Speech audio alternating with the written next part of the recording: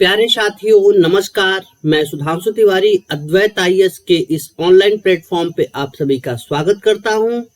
आइए आज हम फिर से शुरू करते हैं करंट अफेयर का जो हमारा डेली का प्रोग्राम है, जिसमें हम यूपीएससी और यूपीपीसीएस के जो योग्य पिछले 24 घंटे या फिर कोई चर्चा में टॉपिक है तो उस पर हम चर्चा करते हैं और चर्चा के साथ उसका बैकग्राउंड और उसके इम्पैक्ट पर भी प्रभाव देखते हैं। और साथ ही साथ में अगर उस टॉपिक से किसी प्रकार के यूपीएससी में प्रश्न आए हैं तो हम उसको भी देखते हैं। तो आइए प्रारंभ करते हैं।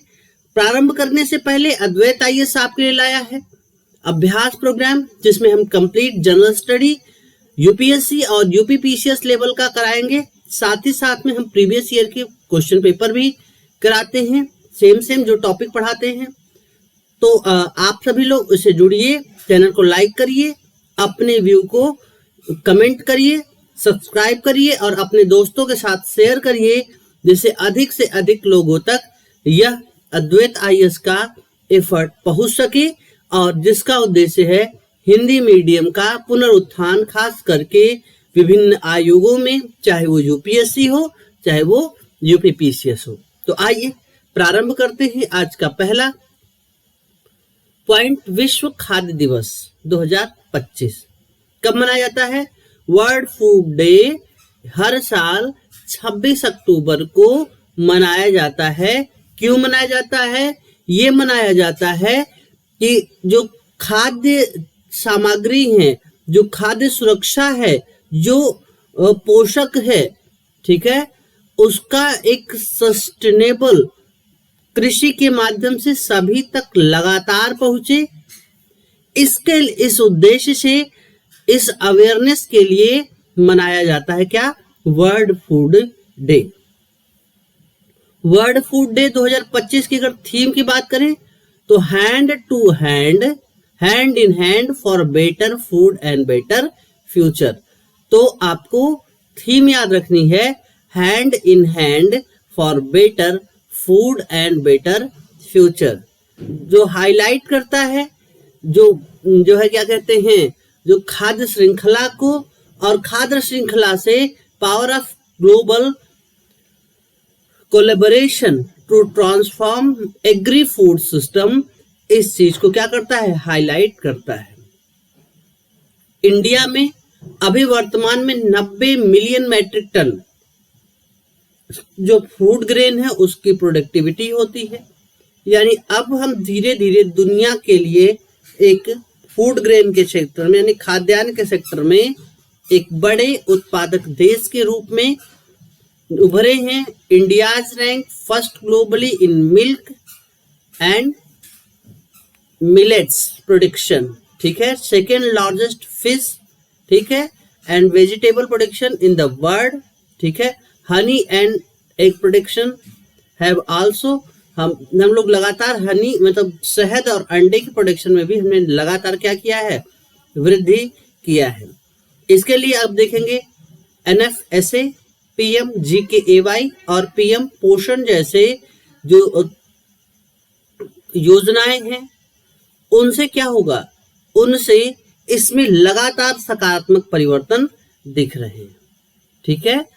ये आपका तो 16 अक्टूबर को मनाया जाता है, hand in hand for better future, ठीक है। ये है वर्ल्ड फूड डे 2025 की थीम। चलो आगे चलते हैं। तो विश्व खाद्य दिवस 1945 में संयुक्त राष्ट्र खाद्य एवं कृषि संगठन की स्थापना का प्रतीक है।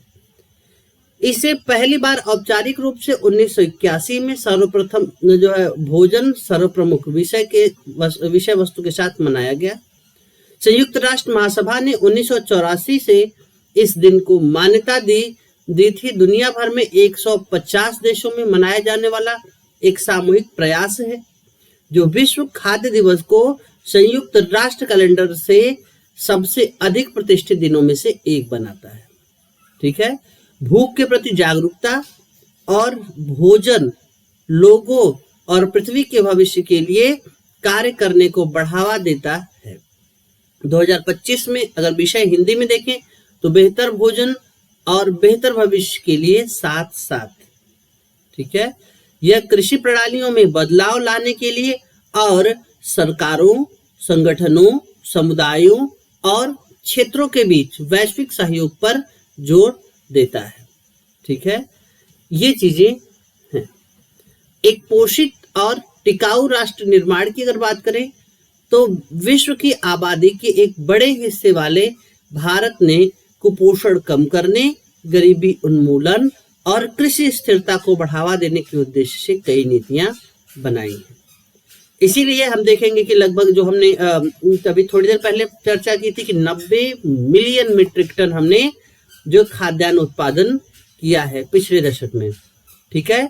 जबकि फल और सब्जियों का 65 मिलियन मीट्रिक टन से अधिक की वृद्धि हुई है। दूध और बाजरा के उत्पादन वहां पे हमने अंग्रेजी में किया, यहाँ पे हम हिंदी में करते हैं। दूध और बाजरा के उत्पादन में विश्व के पहले स्थान पे हैं।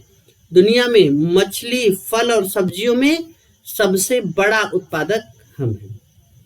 शहद और अंडे के उत्पादन में भी 2014 की तुलना में दोगुना वृद्धि हुई है। अब बात करते हैं सरकार द्वारा क्या क्या इसके लिए जो भूख, कृषि इत्यादि के लिए जो कल्याणकारी योजनाएं की गई हैं, जिससे हम जो क्या कहते हैं भोजन तक पहुंच और भोजन को बेहतर यानी न्यूट्रिशन वाले भोजन कर सके। इसके लिए सरकार ने क्या क्या प्रयास किए हैं उन पे बात करते हैं। तो राष्ट्रीय खाद्य सुरक्षा मिशन उत्पादन को मजबूत करने के लिए सरकार ने 2007-08 में राष्ट्रीय खाद्य सुरक्षा मिशन की शुरुआत की। इसका उद्देश्य है क्षेत्र विस्तार और उत्पादकता वृद्धि, मृदा उर्वरता और उत्पादन की बहाली, रोजगार के नए अवसर पैदा करने और कृषि स्तरीय अर्थव्यवस्था को बढ़ावा देकर चावल, गेहूं और दाल के उत्पादन को बढ़ाना था, ठीक है। 2014-15 में NFSS, ठीक है, का विस्तार करके NFSM, ठीक है, राष्ट्रीय खाद्य सुरक्षा मिशन का विस्तार करके मोटे अनाजों को भी इसमें शामिल किया गया, जिसमें उत्पादकता, कृषि मिशन और किसान आय पर ध्यान केंद्रित हो रहे हैं। 2024-25 में इसका नाम बदलकर राष्ट्रीय खाद्य सुरक्षा एवं पोषण मिशन रख दिया गया, क्योंकि भारत की आज के डेट में भी कुपोषण एक सबसे बड़ी समस्या है, ठीक है। इसलिए अब हम इस पे पोषण पर भी जोर दे रहे हैं। एक तो पहले पेट भरे, अब जब पेट भरने लगे तो लोगों को पोषण मिले, ठीक है। अब आते हैं राष्ट्रीय खाद्य सुरक्षा कानून, ठीक है। अभी हम लोग राष्ट्रीय खाद्य सुरक्षा मिशन पे थे, तो उस मिशन का 2024-25 में नाम बदला गया, क्या, राष्ट्रीय खाद्य सुरक्षा एवं पोषण मिशन। अब आते हैं दूसरा जो सरकार का प्रयास है, राष्ट्रीय खाद्य सुरक्षा कानून, ठीक है, NFSA। यह कानून अंत्योदय अन्न योजना यानी AAY की और प्राथमिकता वाले परिवारों के अंतर्गत ग्रामीण आबादी का 75% और शहरी आबादी का 50% शामिल करता है। अब ये आपको डाटा रखते हैं, क्योंकि अभी देखा पीसीएस में भी डाटा पूछा गया था, लोग कंफ्यूज हो गए थे। पीसीएस वाला जो पेपर सॉल्व कराने वाला बात था, तो थोड़ा सा चीजें तबीयत, थोड़ा सा मौसम चेंजेस है, इसलिए थोड़ी सी तबीयत लो चल रही है, वो लगातार डिले हो रहा है। वो भी जल्द ही आपके सामने आएगा और विथ एक्सप्लेनेशन आएगा। हम उस पर चर्चा करेंगे, एक एक प्रश्नों पर चर्चा करेंगे। तो थोड़ा सा आज स्वास्थ्य बेहतर है, हो सकता है आज से ही वो चीजें शुरू हो जाए, ठीक है। तो अंत्योदय अन्न योजना और प्राथमिकता वाले परिवारों के अंतर्गत ग्रामीण आबादी का 75% और शहरी आबादी का 50% परिवारों को शामिल किया गया है, जो 2011 की जनगणना के अनुसार 81.35 करोड़ है, ठीक है। AAY अंत्योदय अन्न योजना परिवार को प्रति माह 35 किलो खाद्यान्न मिलता है, जबकि प्राथमिकता वाले परिवार को प्रति व्यक्ति परिवारों को प्रति माह प्रति व्यक्ति 5 किलोग्राम मिलता है। वर्तमान में लगभग 78.90 करोड़ लाभार्थी इस कानून के अंतर्गत आते हैं। ठीक है, ये क्या करता है, जहां पे अगर आप देखें तो NFSM जो है केंद्रीय पूल के लिए अधिक खाद्यान्न उत्पादन सुनिश्चित करता है। वहीं राष्ट्रीय खाद्य सुरक्षा कानून 2013 या उसमें गारंटी देता है कि सभी को क्या मिले, खाद्यान्न मिले, यानी खाद्यान्न सभी में वितरित हो। तो राष्ट्रीय खाद्य सुरक्षा कानून और राष्ट्रीय खाद्य सुरक्षा मिशन, इन दो पर चर्चा करने के बाद आते हैं तीसरे पर, प्रधानमंत्री गरीब कल्याण अन्न योजना। प्रधानमंत्री गरीब कल्याण अन्न योजना ये देश में कोविड-19 में शुरू हुआ था और ये फ्री में राशन बांटने की एक योजना थी। ठीक है, इसका 7वां चरण चल रहा है जो दिसंबर तक जो है क्या कहते हैं ये 2025 अभी बढ़ाया है। ठीक है, इसका 7वां चरण 31 दिसंबर 2025 तक कार्य कर रहा था, अब 8वां चरण चल रहा है।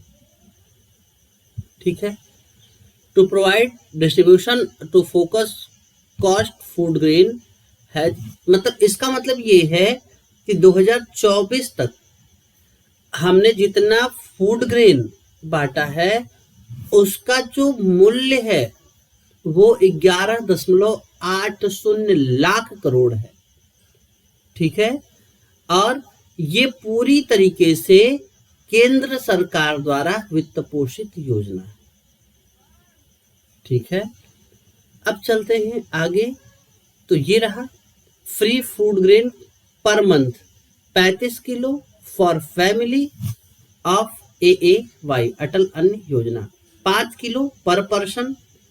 ठीक है, of priority household free food grain to approximately 81.35 crore beneficiary. ठीक है, ये चीजें हैं। अब चलते हैं आगे। आपको थोड़ा सा डाटा याद रखना है, क्योंकि रटना नहीं है, याद रखना है, क्योंकि जो सेंटेंस आएंगे उसमें कभी न कभी डाटा जरूर पूछ लिया जाता है। आते हैं PM पोषण यानी पोषण शक्ति निर्माण योजना। क्या है, एक जो है सरकारी और सरकारी सहायता प्राप्त स्कूलों में पोषण की स्थिति सुधार लाने के लिए और भूख से मुकाबला करने के लिए किया गया, जिसे मध्याह्न भोजन योजना के नाम से भी आप लोग जानते हैं। इस योजना के तहत 14 वर्ष की आयु तक जितने भी प्राथमिक विद्यालय हैं उनमें जितने भी छात्र हैं उन सभी को पौष्टिक गर्म पका हुआ मध्याह्न भोजन दिया जाता है। और पोषण मानकों को सुनिश्चित करने और बेहतर स्वास्थ्य को बढ़ावा देने के लिए हम ऐसा कर रहे हैं। और साथ ही साथ में जो गरीब हैं, वंचित हैं, जहाँ पे आज भी भोजन के लिए समस्या है, तो ऐसे जो है बच्चों को स्कूलों में उपस्थिति बढ़ाना, बच्चों के सीखने के परिणामों में सुधार करना, सामाजिक समानता और सामुदायिक भागीदारी को बढ़ावा देना, ये सारी चीजें इसमें शामिल हैं। यानी बच्चों को स्कूल लाने के लिए और बच्चे स्कूल भी आए, पढ़े भी, और साथ साथ में उनका पोषण संबंधी जो समस्या है उससे भी छुटकारा पाया जा सके, इसके लिए ये सारी चीजें की गई। ठीक, बातें हैं भारत में चावल फोर्टिफिकेशन। खाद्य सुरक्षा सुनिश्चित करना और लोगों के लिए सूक्ष्म पोषक तत्वों की उपलब्धता में सुधार लाना भारत सरकार की सदैव प्राथमिकता रही।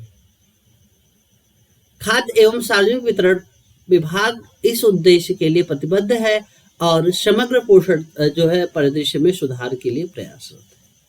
इसमें फोर्टिफाइड चावल यानी अब हम लोग चावल जो अभी एक चावल आया है जिसमें विटामिन ए हमने उसमें जीन में डाल दिया है। अब वो चावल जब आप खाएंगे तो चावल के साथ साथ में आपको विटामिन ए मिलेगा। ठीक है, इससे क्या होगा, जो पोषक तत्वों की कमी से झेल रहे लोग हैं हम उनके लिए पोषक तत्व उपलब्ध करा सकेंगे। ठीक है, अब देखिए यहाँ पे 2019 में चावल फोर्टिफिकेशन पर एक जो है प्रारंभिक परीक्षण शुरू हुए। 2021 के 75वें स्वतंत्रता दिवस के अवसर पर प्रधानमंत्री नरेंद्र मोदी ने सरकार की खाद्य आधारित योजनाओं के माध्यम से चरणबद्ध तरीके से 2024 तक आबादी के सबसे गरीब और सबसे कमजोर वर्ग को फोर्टिफाइड चावल उपलब्ध कराने की घोषणा की। अब ये फोर्टिफाइड चावल है क्या? तो ये अपने वजन के 1%, यानी अगर वो 100 किलो है तो 1 किलो के अनुपात में एक्सटेंडेड फोर्टिफाइड राइस कर्नेल को मिलाकर बनाया जाता है। ठीक है, इसमें क्या होगा, चावल का रंग, चावल का आटा, जो चावल है इसका आटा और 3 प्रमुख पोषक तत्व जैसे आयरन, फोलिक एसिड और विटामिन B12, ये सभी जो है, ये सभी चीजें इसमें होती हैं, जो आकार, आकृति और रंग में पिसे हुए चावल के समान होते हैं और सामान्यतः चावल के समान ही सुगंध देते हैं, स्वादिष्ट और बनावट वाले होते हैं। ठीक है, ये सारी चीजें हम फोर्टिफाइड चावल के लिए कर रहे हैं। कैबिनेट ने दिसंबर 2028 तक सभी केंद्रीय सरकारी योजनाओं के तहत फोर्टिफाइड चावल का सार्वभौमिक आपूर्ति जारी करने की मंजूरी दे दी है। ठीक है, अब 2028 तक जितने भी सरकारी योजनाएं हैं जहां चावल दिए जाते हैं वहां पे हम फोर्टिफाइड चावल ही देंगे। ठीक है, अब आते हैं सार्वजनिक वितरण प्रणाली की आधुनिकीकरण और प्रौद्योगिकी संचालन सुधार, जो पीडीएस है, हम उसके माध्यम से उसमें आधुनिकीकरण कर रहे हैं, मॉडर्नाइजेशन कर रहे हैं और उसमें जो लूप होल्स हैं घोटाले के लिए उसको हम चरणबद्ध तरीके से कम कर रहे हैं। इसके लिए स्मार्ट पीडीएफ पहल शुरू किया गया है। ठीक है, जो तकनीक के आधार पर और इन 4 माध्यमों में परिवर्तन लाना है। इसका खाद्यान्न प्रणाली, खाद्यान्न खरीद, आपूर्ति श्रृंखला प्रबंधन और अनाज आवंटन, राशन कार्ड और उचित मूल्य प्रबंधन, उचित मूल्य दुकान प्रबंधन और बायोमेट्रिक आधारित अनाज वितरण मॉड्यूल। ठीक है, ये चीजें हैं। मेरा राशन 2.0, प्रधानमंत्री ने क्या किया है कि एक मोबाइल एप्लीकेशन शुरू किया है। ठीक है, इसके आधार पे अगर आप जाएंगे तो आप ऑनलाइन अपने, ये आप देख सकते हैं मेरा राशन, ये है। ठीक है, तो आप जाएंगे, आप इसमें अपना राशन कार्ड नंबर डालेंगे या फिर अपने परिवार के किसी व्यक्ति का आधार कार्ड नंबर डालेंगे और आधार कार्ड नंबर डालने के बाद में क्या होगा कि एक ओटीपी आएगा जो आधार वाला वो है, क्या कहते हैं, जो रजिस्टर्ड मोबाइल है, और फिर उसके बाद में आप एक M PIN, mobile PIN generate करोगे और उसके बाद में आप अपने राशन कार्ड तक डायरेक्ट एक्सेस कर सकते हैं। अब तक 1 करोड़ से ज्यादा बार इसे डाउनलोड किया जा चुका है। ये क्या है कि सरकार ने सार्वजनिक जो है वितरण प्रणाली को डिजिटलाइजेशन करने के लिए ये सारी चीजें की हैं। साथ ही साथ में सभी राशन कार्ड और लाभार्थियों के डाटाबेस आपको मिल जाएंगे ऑनलाइन। पारदर्शिता और शिकायत निवारण पर एक पोर्टल बनाया गया है। टोल फ्री नंबर देश भर में लागू किए गए हैं। ऑनलाइन आवंटन और आपूर्ति श्रृंखला प्रबंधन के लिए बहुत सारी चीजें की जा रही हैं। आधार सीडिंग, यानी लगभग जो राष्ट्रीय स्तर पर 99.9% राशन कार्डों को आधार संख्या से जोड़ दिए, लगभग सभी। और उचित दर दुकानों का स्वचालन। ठीक है, एक राष्ट्र एक राशन कार्ड, ऐसी जैसी योजनाएं ठीक है चल रही हैं। अगर हेल्पलाइन नंबर की बात किया जाए तो 1967 या 1800, ठीक है, ये हेल्पलाइन है। ठीक है, और अब चलते हैं खुला बाजार बिक्री योजना घरेलू। जो अधिशेष खाद्यान्न है, चाहे गेहूं हो चाहे चावल हो, खुले बाजार में बिक्री योजना के माध्यम से बेचा जाता है ताकि बाजार में उपलब्धता बढ़ाई जा सके और मुद्रास्फीति को क्या किया जा सके, नियंत्रण किया जा सके। ठीक है, और आम जनता के लिए सामर्थ्य सुनिश्चित किया जा सके। इसमें निम्नलिखित मदद मिलती है। बाजार में खाद्यान्न उपलब्धता बढ़ती है, कीमत स्थिर रहते हैं, मुद्रास्फीति नियंत्रित रहता है, खाद्य सुरक्षा सुनिश्चित करता है और आम जनता के लिए खाद्यान्न को अधिक किफायती बनाया जाता है। ठीक है। ओपन मार्केट सेल स्कीम जो नीति है, इसके माध्यम से सामान्य उपभोक्ताओं को रियायती दरों पर गेहूं, आटा, चावल उपलब्ध कराने के लिए भारत आटा और भारत चावल की शुरुआत किया गया। ठीक है। अब प्रधानमंत्री दलहन योजना शुरू कर रहे हैं। कितना? लगभग 11,440 करोड़ बजटीय आवंटन के साथ में दलहन में आत्मनिर्भरता मिशन 2025-26 से 2030-31 शुरू किया गया है। इसमें घरेलू दलहन के उत्पादन को बढ़ावा देने की बात किया जा रहा है। वर्ल्ड फूड इंडिया जो अभी हुआ था, मैंने उसमें जो है आपको वो किया था। ठीक है। तो विश्व खाद्य दिवस 2025 में हमें सभी के लिए सुरक्षित, पौष्टिक, टिकाऊ भोजन की पहुंच सुनिश्चित कराने के लिए महत्वपूर्ण महत्व का याद दिलाता है। बेहतर भोजन और बेहतर भविष्य साथ साथ विषय भोजन और कुपोषण से निपटने के लिए वैश्विक सहयोग और सामूहिक कार्यवाही की आवश्यकता पर जोर देता है। इस चुनौती से निपटने के लिए भारत की पहल खाद्य सुरक्षा और अपने मजबूत नागरिकों के जीवन स्तर में सुधार के प्रति राष्ट्र की प्रतिबद्धता दर्शाता है। ठीक है। कृषि उत्पादकता बढ़ाने, खाद्य सुरक्षा को मजबूत करने और कमजोर आबादी की सहायता करने के उद्देश्य से व्यापक कार्यक्रमों के माध्यम से भारत भूख उन्मूलन की दिशा में महत्वपूर्ण प्रगति कर रहा है। इस दिशा में प्रयास लचीली खाद्य प्रणालियां बनाने और प्रति देश के समर्पण को उजागर करने और भूख के खिलाफ वैश्विक लड़ाई के लिए एक सकारात्मक उदाहरण प्रस्तुत करते हैं। ठीक है। ये एक आर्टिकल है, हर थाली भोजन। ठीक है। ये बेसिकली जो हमने ऊपर किया है उसी को एक अलग वे में एक्सप्लेन किया गया है। कुछ डाटा के साथ में आप इसको पढ़ सकते हैं। ठीक है। ये आपको पीडीएफ मिल जाएगा अभी।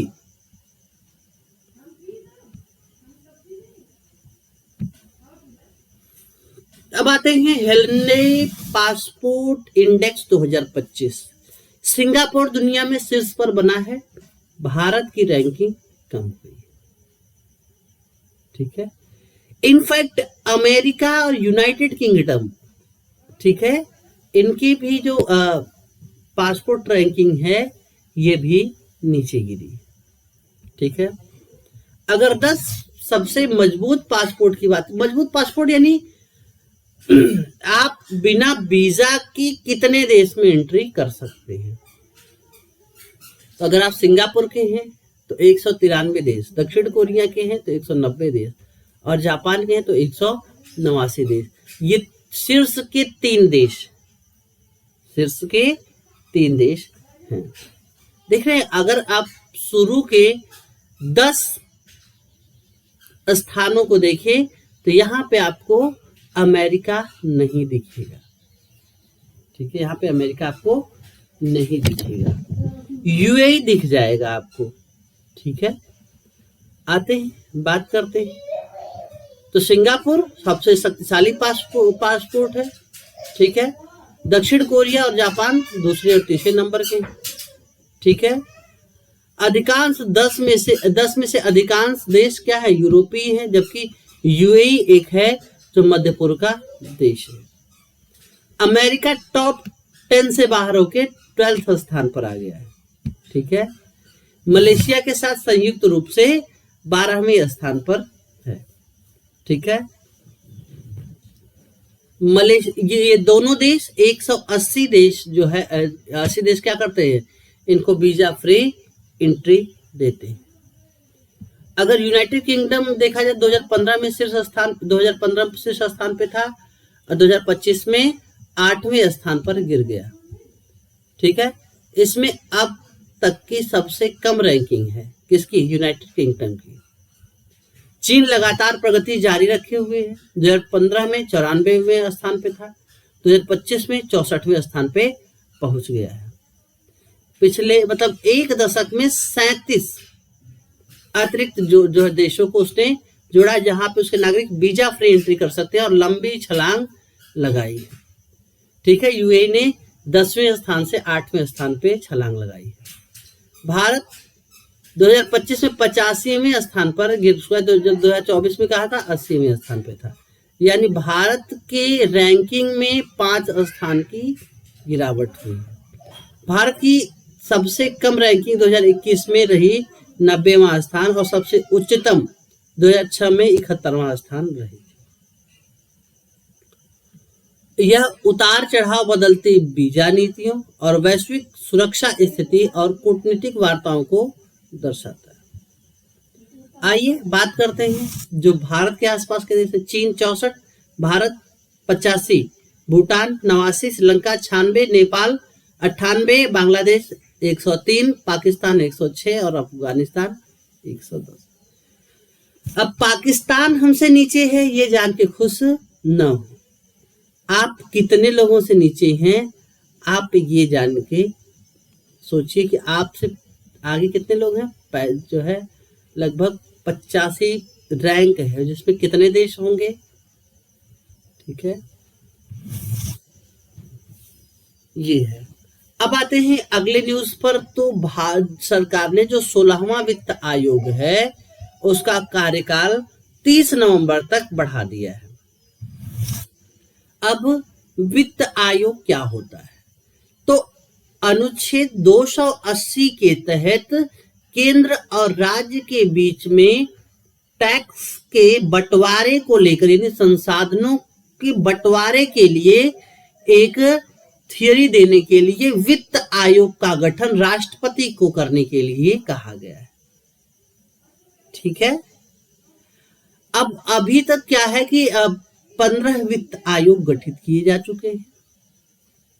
ठीक है, अब 30 नवंबर 2025 को जो कि 16वां वित्त आयोग है, यह अपना रिपोर्ट प्रस्तुत करेगा, जबकि 31 अक्टूबर तक ही इसे रिपोर्ट देना था।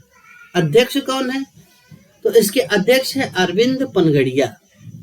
ठीक है, और ये 2026 से 2031 की अवधि के लिए केंद्र और राज्य के बीच में राजस्व का जो है वितरण कैसे होगा और आपदा प्रबंधन की व्यवस्था को किस तरीके से चलाया जाए, इसकी सिफारिश करेगा। 2023 में इसका गठन हुआ था। ठीक है, तो अगर देखा जाए तो अरविंद पनगड़िया जो इसके अध्यक्ष है, नीति आयोग के पूर्व उपाध्यक्ष थे। नीति आयोग के अध्यक्ष कौन होते हैं? तो आप कहेंगे प्रधानमंत्री होते हैं। पूर्णकालिक सदस्य कहा जाए तो एमी जॉर्ज मैथ्यू जो सेवानिवृत्त नौकरशाह हैं, और मनोज पांडा जो अर्थशास्त्री हैं। अंशकालिक सदस्य की बात किया जाए तो सौम्यकांत घोषणा जो मुख्य आर्थिक सलाहकार हैं एसबीआई के। ठीक है, टी रविशंकर उप गवर्नर है आरबीआई के, और सचिव इसका देखिए तो ऋत्विक पांडे है। ठीक है, फोकस क्षेत्र क्या है? कर वितरण में संतुलन और राज्य में को वित्तीय स्वायत्तता प्रदान करना, आपदा प्रतिक्रिया व शमन कोष को सुदृढ़ समीक्षा करना, केंद्र और राज्यों के ऋण जो है उसको स्तरों में स्थिरता का आकलन करना, प्रदर्शन आधारित अनुदानों के लिए नए प्रोत्साहन मॉडल विकसित करना। ठीक है, 15वें वित्त आयोग की बात की जाए तो एनके सिंह इसके अध्यक्ष थे। तो 2021 से 2025 के लिए केंद्र राज्य जो करों का विभाज्य है उसमें 41% हिस्सेदारी राज्य को देने की सिफारिश की थी। 14वें के वाई बी रेड्डी हैं, उन्होंने भी यही सिफारिश की थी। ठीक, अब आते हैं अर्थशास्त्र में नोबेल पुरस्कार। ठीक है, तो Joel Mokyr Netherland, Philippe Aghion Paris और पीटर हॉविट कनाडा को संयुक्त रूप से अर्थशास्त्र का नोबेल प्रदान किया गया। उन्होंने नवाचार प्रेरित आर्थिक वृद्धि की व्याख्या की और समझाया कि समाज के विकास को बनाने के लिए ठहराव किस प्रकार से मुकाबला करना चाहिए, किस प्रकार से लगातार वृद्धि बनी रहे और ठहराव कम हो। इसका देखा जाए तो अगर पुरस्कार की आधी राशि किसको मिलेगी, जोएल मोकिर, जिसमें तकनीकी प्रगति के माध्यम से आर्थिक वृद्धि के लिए आवश्यक शर्तों की पहचान की। मोकिर ने पुराने डाटा का उपयोग करके यह स्पष्ट किया कि निरंतर तकनीकी नवाचार सतत आर्थिक विकास के लिए क्यों आवश्यक है। आधी राशि फिलिप अगियन और पीटर हॉविट को संयुक्त रूप से दी जाएगी, जिन्हें क्रिएटिव डिस्ट्रक्शंस के जरिए विकास के सिद्धांत दिया। अगियन और हॉविट एक गणितीय मॉडल विकसित करते हैं जो क्रिएटिव डिस्ट्रक्शंस को बताता है, जिसमें नए उत्पाद और पुरानी तकनीक की जगह लगातार पुरानी तकनीकी की जगह लगातार ले रहे हैं, जिससे आर्थिक विस्तार को बढ़ावा दे रहे हैं। इससे क्या होगा कि जो हम लगातार विकास के लिए बात कर रहे हैं उसमें निरंतर आर्थिक विकास पिछले 2 शताब्दियों में वैश्विक स्तर पर क्यों हुआ, जीवन स्तर और वैश्विक कल्याण को किस तरीके से सुधार हुआ और किस तरीके से आगे सुधार किया जा सकता है, इसकी समझ होगी। इस रिसर्च ने स्पष्ट किया कि यूरोप जैसे क्षेत्रों के लिए प्रतिस्पर्धा को सक्रिय औद्योगिक नीति के साथ जोड़ना आवश्यक है, जैसा कि अमेरिका और चीन की नीतियों के लिए किया जा सकता है। ठीक है, भारत में अमर्त्य सेन को दिया गया था, महबूब उल हक और अमर्त्य सेन को दिया गया था। ठीक है, इसके अलावा अभिजीत मुखर्जी को दिया गया था। ठीक है, एस्थर डुफ्लो, माइकल क्रेमर के साथ में दिया गया था।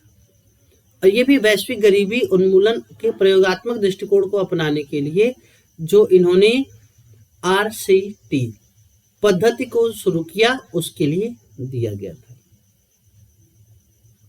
ठीक है, अब देखिए अर्थशास्त्र का जो नोबेल पुरस्कार वो शुरू में नहीं दिया जाता था। ठीक है, लेकिन 1968 में स्वीडन की जो सेंट्रल बैंक है, ठीक है, स्वेरिक्स रिक्स बैंक ने इसको शुरू किया और नोबेल फाउंडेशन को वो पैसा देता है और नोबेल फाउंडेशन ऐसे जो है पुरस्कारों को वितरित करता है। ठीक है, यानी जो royal Sweden academy of sciences हैं, जो कि मूल रूप से जो ये पुरस्कार अल्फ्रेड नोबेल ने जो पुरस्कार जो अपने प्रॉपर्टी से लोगों को पुरस्कार देने की बात कही थी, वो पुरस्कार देते हैं, लेकिन वहां पे इकोनॉमिक्स का नाम नहीं है। तो इकोनॉमिक्स कौन देता है? तो स्वेरिक्स रिक्स बैंक, जो कि स्विट्जरलैंड की सेंट्रल बैंक है।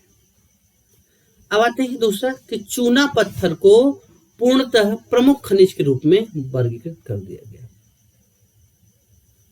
पहले एक गौण खनिज था, अब क्या है? पूर्ण खनिज। चूना पत्थर क्या है? तो एक औषधि चट्टान है। क्या है? औषधि चट्टान जो कैल्शियम कार्बोनेट से बनी होती है। ठीक है, डोलोमाइन मिट्टी, लौह कार्बोनेट, ठीक है, डेल्सफार, पायराइट और क्वार्टज, इन सभी से जो है मिलाकर बने होते हैं।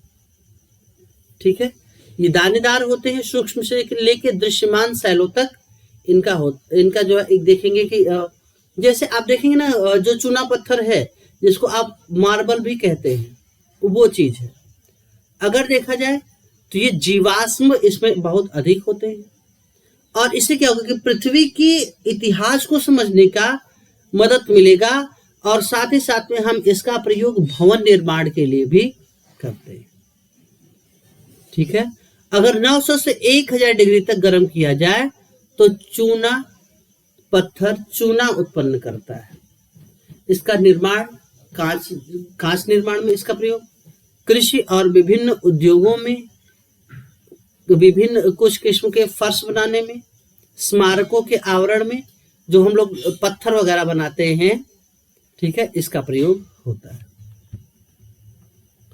अब देखिए प्रमुख खनिज और गौण खनिज क्या है। तो प्रमुख खनिज वे खनिज हैं जो खान और खनिज विकास और विनिमय अधिनियम 1987 में अनुसूचित है, जिसमें कैल्शियम, मिट्टी, कोयला, क्वार्ट्ज आदि शामिल है तथा बड़े तौर पर इनका प्रयोग औद्योगिक अनुप्रयोग के लिए किया जाता है। ठीक है, इसी अधिनियम के तहत राज्य सरकारों द्वारा तैयार किए गए लघु खनिज रियायत नियमों के तहत परिभाषित लघु खनिज के रूप में आप देखेंगे गौण खनिज शामिल है। इसमें भवन निर्माण सामग्री जैसे पत्थर, बजरी, साधारण मिट्टी, सजावटी पत्थर, संसाधन शामिल है। ठीक है, अब आते हैं आगे। विशाखापत्तनम में गूगल AI हब, गूगल और कौन बना रहा है, अडानी ग्रुप ने मिलकर के वहां पे एक कंपनी बनाने की बात की है। ठीक है, 5 वर्षों में 15 बिलियन अमेरिकी डॉलर निवेश करेगा गूगल। ठीक है, अब तक का भारत में सबसे बड़ा निवेश है गूगल का, और ये विकसित भारत विजन के अनुरूप है, जो AI प्रेरक सेवाओं का विस्तार को तीव्र करने के उद्देश्य से किया गया है। इस परियोजना में लगभग 10,000 करोड़ रुपए के राजस्व की उम्मीद है, जो राज्य की GDP और क्षेत्रीय विकास को बढ़ावा देता है। वैश्विक डिजिटल इंफ्रास्ट्रक्चर में भारत की स्थिति को मजबूत करता है। एक डेटा सेंटर बनेगा। ठीक है, और भारत की आर्थिक वृद्धि के लिए इसका बहुत महत्व है, क्योंकि हम जो डिजिटल अर्थव्यवस्था बना रहे हैं, जो क्लाउड आधारित सेवाएं हैं, AI है, मशीन लर्निंग है, डिजिटल प्लेटफॉर्म जैसे ई-कॉमर्स, बैंकिंग, सोशल मीडिया संचालन है। इससे क्या होगा, देखो हम क्या करेंगे, जो डेटा है उसके लिए एक डेटा सेंटर बनाएंगे। क्या बनाएंगे, डेटा सेंटर बनाएंगे। अब भारत का डेटा अमेरिकन, जैसे हम लोग कुछ सर्च करते हैं तो यहां से डेटा जाता है अमेरिका, वहां से फिर आता है भारत, यानी सर्वर कहाँ का है, अमेरिका का है। अब सोचिए कि हम जो भी सर्च कर रहे हैं उसका जो एक बड़ा जो है वो है, क्या कहते हैं, जो डेटा है वो अमेरिका में है। अमेरिका उस डेटा का प्रयोग एडवर्टीजमेंट के लिए करता है और उसके लिए पैसा वो चार्ज करता है कंपनियों से। तो ये कहीं ना कहीं से भारत की सुरक्षा के लिए एक बड़ा समस्या है। ठीक है, तो इसलिए अगर डेटा, भारत का डेटा भारत में ही रहेगा तो ये डेटा प्रोटेक्शन एक्ट को और ज्यादा मजबूत करेगा। ठीक है, अब चलते हैं आगे। तो vital statistics of India report 2025, ये भारत के महापंजीयन ने 2023 के लिए नागरिक प्रणाली पंजीकरण प्रणाली पर आधारित भारत के महत्वपूर्ण आंकड़े जारी किए, जिसमें जन्म पंजीकरण में गिरावट की गई है, मतलब लगातार जो जन्म हो रहे हैं उनमें गिरावट आ रही है। ठीक है, वाइटल स्टैटिस्टिक्स का अगर प्रमुख निष्कर्ष देखें तो जन्म और मृत्यु के, एक मिनट बच्चा,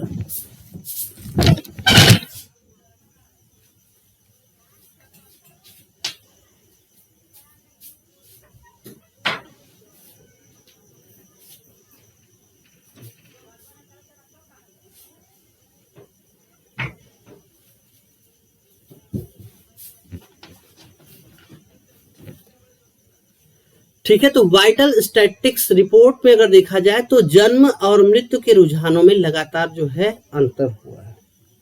ठीक है, 2025 में 86.6 लाख मौतें हुई हैं, जो वर्ष 2022 में 86.5 लाख से मामूली वृद्धि दिखा रही है।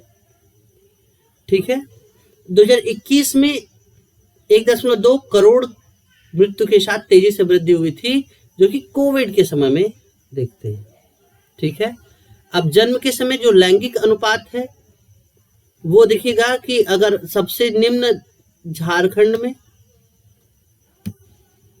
899, यानी 1000 पुरुष जन्मों पर महिलाओं की संख्या, बिहार में 900 है, तेलंगाना में 906 है, महाराष्ट्र में 909 है, गुजरात में 910 है, हरियाणा में 911 है और मिजोरम में 911 है।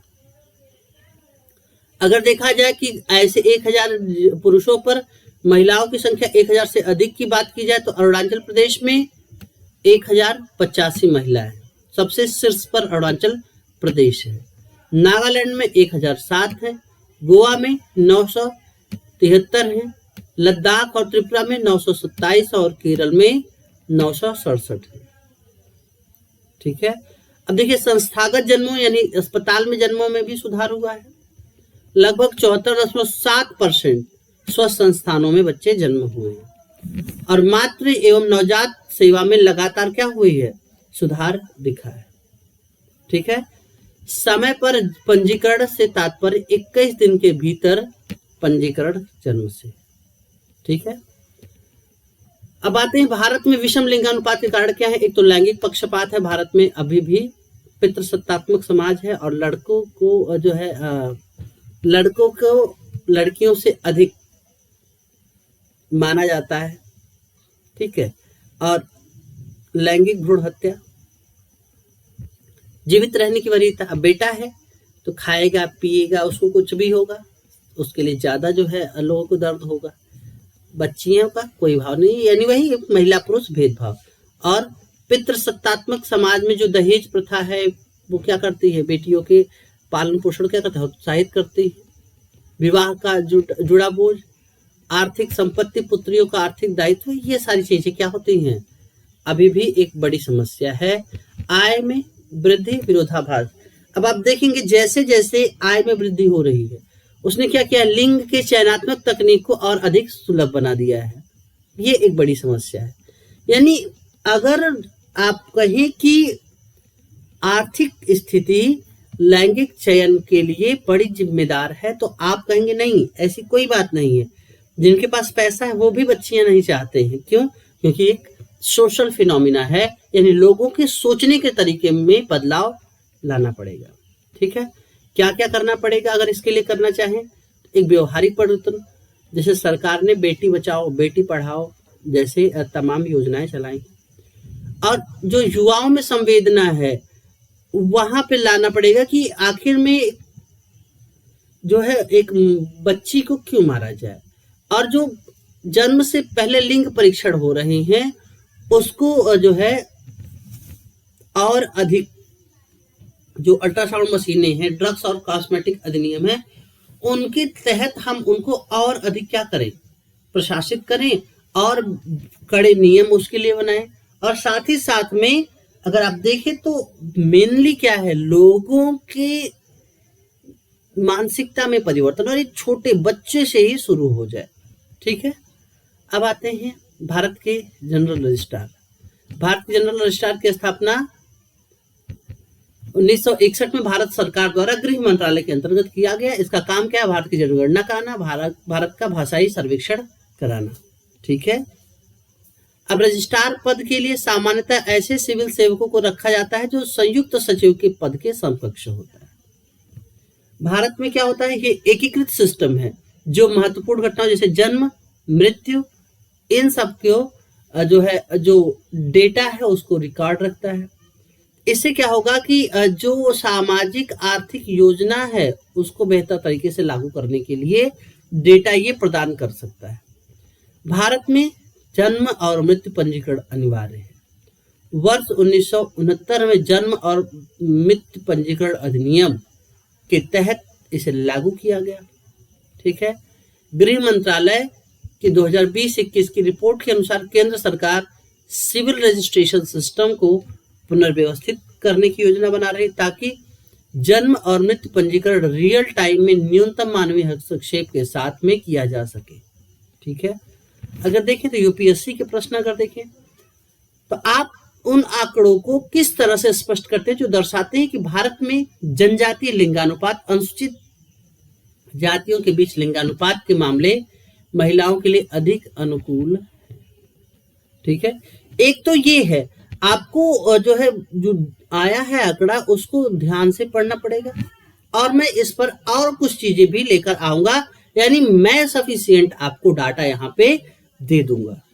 ठीक है, और चूंकि इस बार ये डाटा ऐसा है जहां पे कि जन्म दर घट रही है, चीजें अनुकूल हो रही है, तो यहां से प्रश्न अवश्य पूछे जा सकते हैं। अगला है कि क्या कारण है कि भारत कुछ अत्यधिक समृद्ध प्रदेशों में महिलाओं के लिए प्रतिकूल महिला पुरुष अनुपात है, जो हमने आपको बताया कि क्या क्या कारण हैं।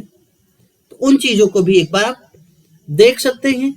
तो 2014 में ये भी प्रश्न आया था, 2015 में ये प्रश्न आया था, और चूंकि अब महिलाओं का जो जन्म दर है उसमें कमी आई है।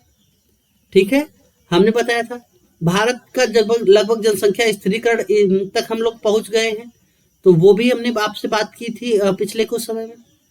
और ये एक नया डाटा आया है, तो उन डाटा पे आप लगातार ध्यान रख के अपने दिमाग में कहानी बनाते रहो, और ये कहानी तब बन पाएगी जब आप नोट्स अपने बनाओगे दिन पर दिन का। तो आप वहां पे जाके एक बार देख सकते हो कि ये डाटा यहाँ का था, ये डाटा यहाँ का था, ये चीजें इस दिन डिस्कस की गई हैं, इसी टॉपिक की ये चीजें इस दिन डिस्कस हुई इसी टॉपिक पे, यानी आप उस टॉपिक पर विधिवत पकड़ बना सकते हो। ठीक है, अब अगला चलते हैं, strategy for harnessing deep sea and offshore fisheries.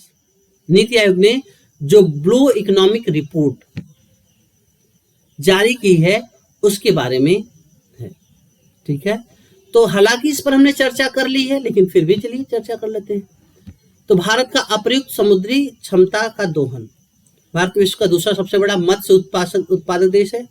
ठीक है, जो वैश्विक उत्पादन का 8% उत्पादित करता है।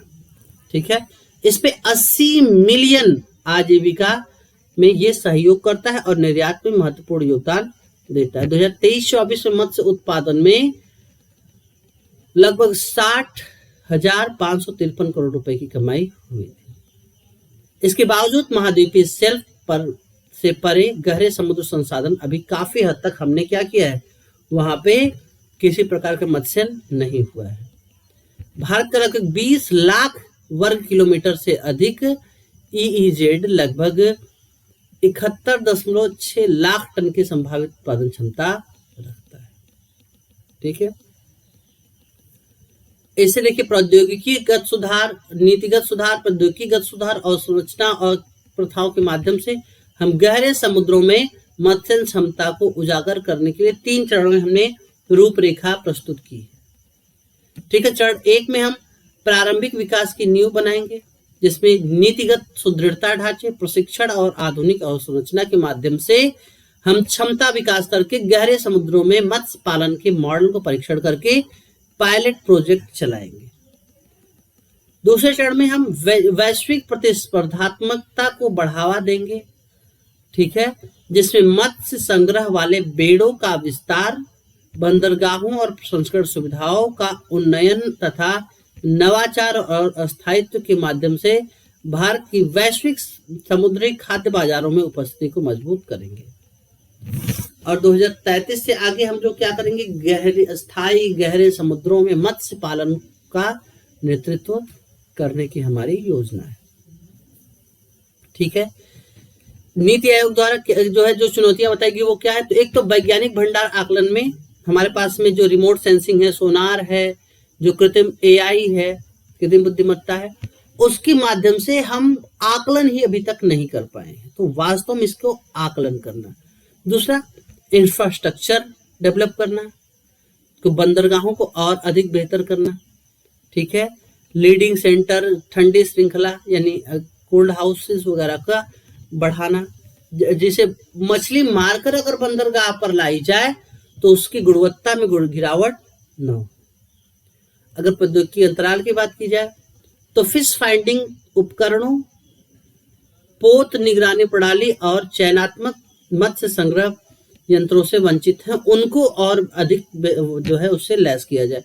जैसे भारत के जो मछुआरे हैं, पता चला कि वो श्रीलंका के अगर जल क्षेत्र में घुस गए तो वो लोग गिरफ्तार कर लेते हैं, पाकिस्तान के जल क्षेत्र में घुस गए तो वो लोग गिरफ्तार कर लेते, तो ये चीजें न होने पाए। और वित्तीय पहुंच की सीमाएं, उनको और अधिक जो है निवेश वहां पे किया जाए, सब्सिडी को बढ़ाई जाए, एक नए कानूनी ढांचे को चलाया जाए। ठीक है, और साथ ही साथ में अगर आप देखें तो हम उनके जो है पोत को ट्रैक करें, पर्यवेक्षण करें, यानी अगर खराब मौसम है या फिर कहीं ऐसे क्षेत्र में जा रहे हैं तो हम उनको क्या करें, उन तक जो है योजना पहुंचाएं और सीमा पार करने से उन्हें रोक सके। ठीक है, ये चीजें हैं। नीति आयोग ने क्या क्या सिफारिशें की हैं, तो एक तो नीति बनाओ जो अंतर्राष्ट्रीय मानकों के अनुरूप हो। ऐसे मत्स्य विभाग में ऐसी संस्थाएं बनाओ जो अनुसंधान, डेटा संग्रह, स्टॉक मूल्यांकन और सलाहकारी सेवाओं को बढ़ा सके। और निर्यात उन्मुख संस्थाओं को क्या करो, आगे बढ़ाओ। फ्लीट का आधुनिकीकरण करो, जो मछली पकड़ने निकल रहे, जैसे फ्रीज, ऑनबोर्ड प्रोसेसिंग, पर्यावरण अनुकूल वाले तकनीकी, इसे क्या करो, हमें जहाज को वो कर दो, यानी वहीं पर मछली मारे और वहीं पर फ्रीज कर दें। ठीक है। और गहरे समुद्रों में गहरे समुद्र में मछली पकड़ने वाले के लिए बंदरगाह, लैंडिंग सेंटर, कोल्ड चेन, पश्च उत्पादन बुनियादी सेवा में उसको अपग्रेड किया जाए और उसे प्रबंधन भी किया जाए, उसको वित्त पोषण भी किया जाए। ठीक है। और उसको एक कहते हैं ना डीप सी फिशिंग प्रोग्राम की शुरुआत की जाए, जिसको इस पूरे तो प्रोग्राम को क्या करे, वो मैनेजमेंट कर सके। अब यूपीएससी में अगर देखा जाए 2021 में प्रश्न आया था, निम्नलिखित में से कौन सा जीव निस्यंदन भोजी यानी फिल्टर फीडर है, तो आप कहेंगे सीप। मेंस में क्या था, नीली क्रांति को परिभाषित करते हुए भारत में मत्स्य पालन विकास की समस्याओं और रणनीतियों पर विचार करिए, समझाएं। तो हमने इसी जो है टॉपिक में हमने इसको भी कवर किया है। आगे चलते हैं कि जो न्यूज से देखते हैं पेपर में कि देश में जंगली हाथियों की संख्या लगातार घट रही है, 18% तक घटी है। ठीक है, तो ये चीजें एक बार आपको जाननी है। और शीत मरुस्थल को मिला यूनेस्को की मान्यता। तो चीन के हांगझोंग में गत दिनों में आयोजित 5वें विश्व बायोस्फीयर रिजर्व कांग्रेस में जो हिमाचल प्रदेश स्थित जो शीत मरुस्थल को बायोस्फीयर रिजर्व जैव आरक्षित क्षेत्र को मान्यता देने की घोषणा की है। ठीक है, यह पहला शीत और कुल 13वां बायोस्फीयर रिजर्व है भारत का। तो भारत में 12 बायोस्फीयर रिजर्व थे, एक शीत बायोस्फीयर रिजर्व हो गया, तो अब कितना हो गया, 13वां हो गया। ठीक है, इसमें कुछ क्या क्या चीजें मिलती हैं ये इस आर्टिकल में है, एक बार इसको पढ़ लीजिएगा। और कृषि क्षेत्र की तकदीर बदलने वाली पहली जो सरकार की प्रमुख है, जिसपे हमने शुरू पहले वाले चर्चा की है, वही चीजें ये चर्चा कर रहे हैं। अब वही है कि जो कहते हैं ना कि इस समय अमेरिका में एक ऐसा नेतृत्व है जो हर जगह पे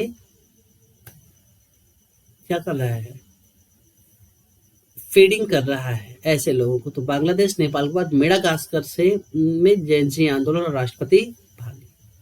ठीक है, ये चीजें हैं। तो कहीं ना कहीं से चलिए आज के इस सेशन के लिए इतना ही करते हैं, मिलते हैं आगे फिर बात करते हैं। अब तबीयत थोड़ी सी सही है, आपकी क्लासेस प्रॉपर वे में अब चलने लगी। फिर मिलते हैं, तब तक के लिए नमस्कार।